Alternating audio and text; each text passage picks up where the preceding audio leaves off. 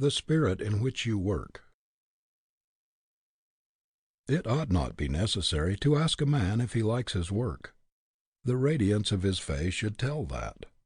His very buoyancy and pride in his task, his spirit of unbounded enthusiasm and zest ought to show it. He ought to be so in love with his work that he finds his greatest delight in it.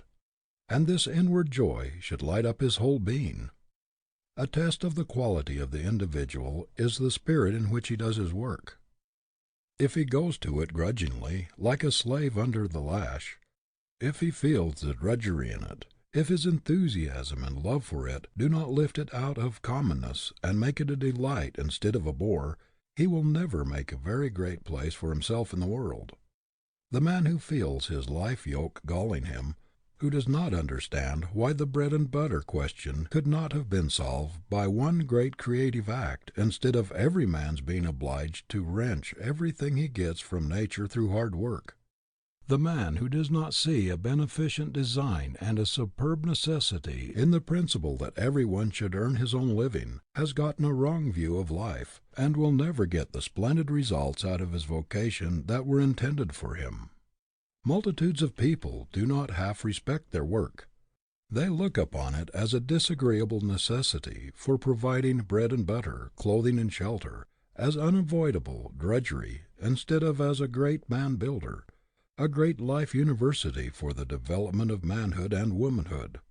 They do not see the divinity in the spur of necessity which compels man to develop the best thing in him, to unfold his possibilities by his struggle to attain his ambition, to conquer the enemies of his prosperity and his happiness.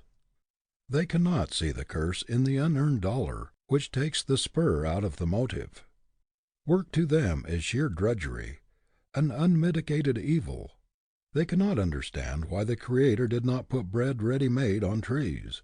They do not see the stamina, the grit, the nobility and the manhood in being forced to conquer what they get. No one can make a real success of his life when he is all the time grumbling or apologizing for what he is doing. It is a confession of weakness. What a pitiable sight to see one of God's noblemen, made to hold up his head and be a king, to be cheerful and happy and to radiate power, going about whining and complaining of his work, even deploring the fact that he should have to work at all. It is demoralizing to allow yourself to do a thing in a half-hearted, grudging manner. There is a great adaptive power in human nature. The mind is wonderfully adjustive to different conditions, but you will not get the best results until your mind is settled, until you are resolved not only to like your work, but also to do it in the spirit of a master and not in that of a slave. Resolve that, whatever you do, you will bring the whole man to it, that you will fling the whole weight of your being into it, that you will do it in the spirit of a conqueror, and so get the lesson and power out of it which come only to the conqueror. Put the right spirit into your work. Treat your calling as divine, as a call from principle. If the thing itself be not important, the spirit in which you take hold of it makes all the difference in the world to you. It can make or mar the man. You cannot afford grumbling service or botched work in your life's record. You cannot afford to form a habit of half-doing things, or of doing them in the spirit of a drudge, for this will drag its slimy trail through all your subsequent career, always humiliating you at the most unexpected times. Let other people do the poor jobs, the botched work, if they will. Keep your standards up, your ideals high. The attitude with which a man approaches his task has everything to do with the quality and efficiency of his work, and with its influence upon his character. What a man does is a part of himself. It is the expression of what he stands for. Our life work is an outpicturing of our ambition, our ideals, our real selves. If you see a man's work, you see the man. No one can respect himself or have that sublime faith in himself which is essential to all high achievement, when he puts mean, half-hearted, slipshod service into what he does. He cannot get his highest self-approval until he does his level best. No man can do his best or call out the highest thing in him while he regards his occupation as drudgery or a bore. Under no circumstances allow yourself to do anything as a drudge. Nothing is more demoralizing. No matter if circumstances force you to do something which is distasteful, compel yourself to find something interesting and instructive in it. Everything that is necessary to be done is full of interest. It is all a question of the attitude of mind in which we go to our task. If your occupation is distasteful, every rebellious thought, every feeling of disgust, only surrounds you with a failure atmosphere which is sure to attract more failure. The magnet that brings success and happiness must be charged with a positive, optimistic, enthusiastic force. The man who has not learned the secret of taking the drudgery out of his task by flinging his whole soul into it, has not learned the first principles of success or happiness. It is perfectly possible to so exalt the most ordinary business, by bringing to it the spirit of a master, as to make of it a dignified vocation. The trouble with us is that we drop into a humdrum existence and do our work mechanically, with no heart, no vim, and no purpose. We do not learn the fine art of living for growth, for mind and soul expansion. We just exist. It was not intended that any necessary employment should be merely commonplace. There is a great, deep meaning in it all, a glory in it. Our possibilities, our destiny are in it, and the good of the world. Why is it that most people think that the glory of life does not belong to the ordinary vocations, that this belongs to the artist, to the musician, to the writer, or to someone of the more gentle and what they call dignified professions? There is as much dignity and grandeur and glory in agriculture as in statesmanship or authorship. Some people never see any beauty anywhere. They have no soul for the beautiful. Others see it everywhere.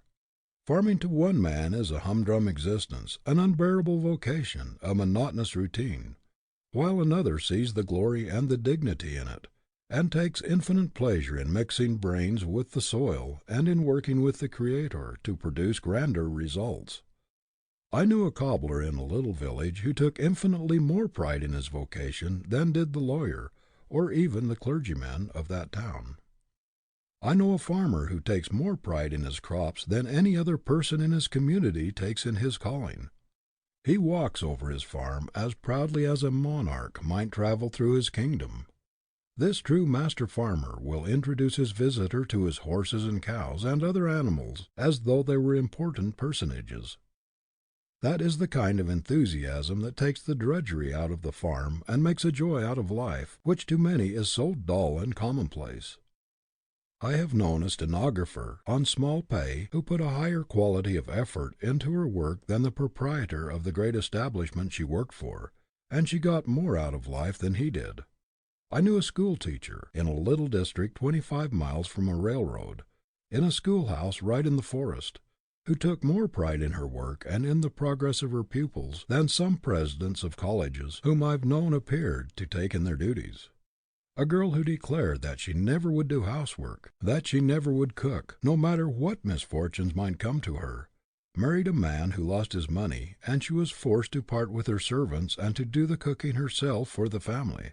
She thought she never could do it, but she determined to make bread-making an art, to elevate cooking and make it a science in her home, and she succeeded. No matter how humble your work may seem, do it in the spirit of an artist, of a master. In this way you lift it out of commonness and rob it of what would otherwise be drudgery. You will find that learning to thoroughly respect everything you do, and not to let it go out of your hands until it has the stamp of your approval upon it as a trademark, will have a wonderful effect upon your whole character. The quality of your work will have a great deal to do with the quality of your life. If your work quality is down, your character will be down, your standards down, your ideals down. The habit of insisting upon the best of which you are capable, and of always demanding of yourself the highest, never accepting the lowest, will make all the difference between mediocrity or failure and a successful career.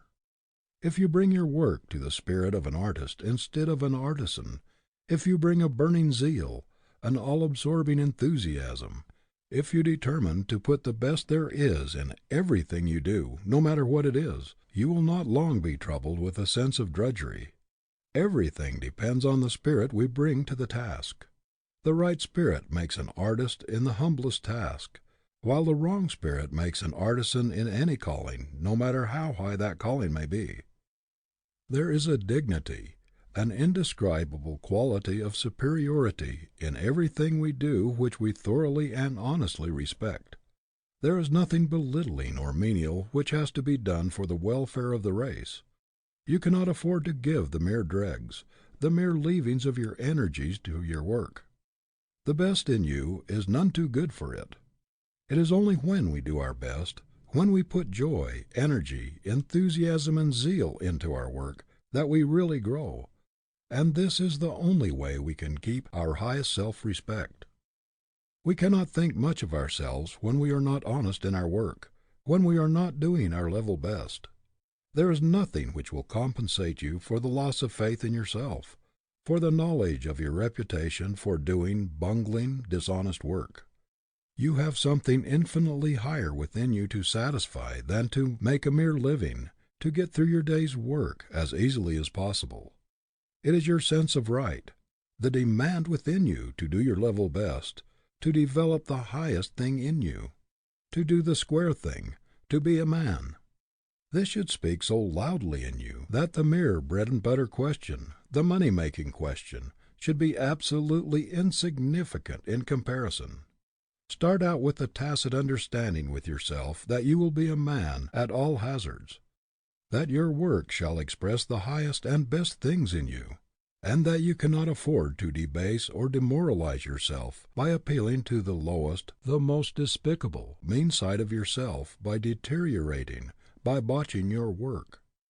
How often we see people working along without purpose, half committed to their aim, only intending to pursue their vocation until they strike snags. They intend to keep at it as long as it is tolerable, or until they find something they like better.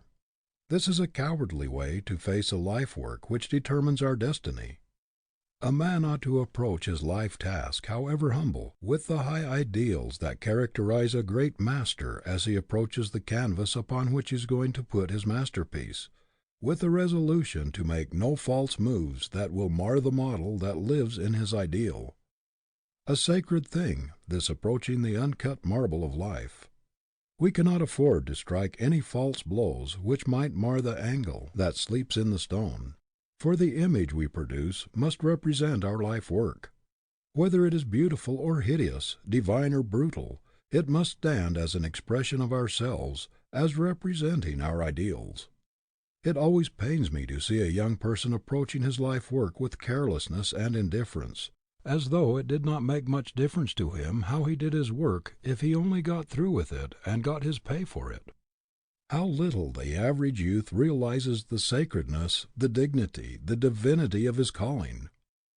There is a higher meaning, something broader, deeper, and nobler in a vocation than making a living or seeking fame. Making a life is the best thing in it. It should be a man developer, a character builder, and a great life school for broadening, deepening, and rounding into symmetry, harmony, and beauty all the God-given faculties within us.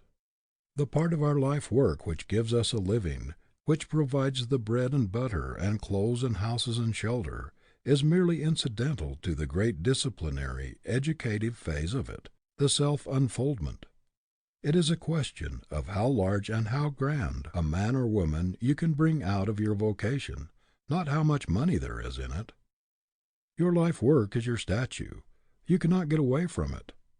It is beautiful or hideous, lovely or ugly, inspiring or debasing, as you make it. It will elevate or degrade. You can no more get away from it than you can, of your own volition, rise from the earth. Every errand you do, every letter you write, every piece of merchandise you sell, every conversation, every thought of yours, everything you do or think is a blow of the chisel which mars or beautifies the statue. The attitude of mind with which we perform our life work colors the whole career and determines the quality of the destiny.